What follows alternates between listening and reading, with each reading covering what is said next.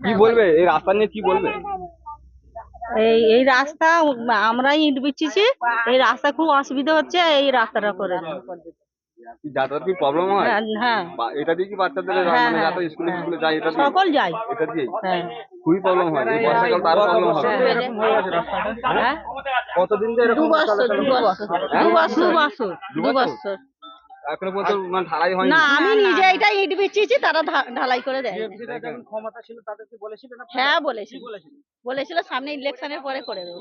পঞ্চায়েত জানিয়েছিল? পঞ্চায়েতকে? পঞ্চায়েতকে জানাইনি, জানিয়েছি পাড়ার মেম্বারে? মেম্বার। কলি কলি আগে কলির নাম বলি, তারপরে নুরালির নাম বলি, তারপরে আরেকটা কে, আপনার গ্রামে মেম্বারের নাম বলুন। কলি নুরালি। আমি মেম্বারকে জানি, ওরাই তো মেন। ওরাই আমাকে রাস্তা দিতে চায়নি, বলেন সালার রাস্তা হবে না। সত্যি কথা বলবো, মিথ্যা কথা বলবো ঢালাই কেন? হবে না? না, মিথ্যা কথা বলবো কেন? পঞ্চায়েতে গিয়েছিলেন একবার? না, পঞ্চায়েতে যাইনি যাওয়া রাস্তার হয়নি? জন্য। না পঞ্চায়েতের লোক কি এসে দেখেছে?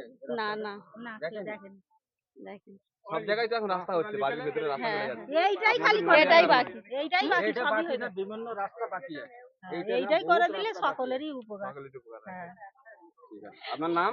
আমার নাম রোজিনা বেগম। আপনার নাম? ফাইজা বেগম। Thank you.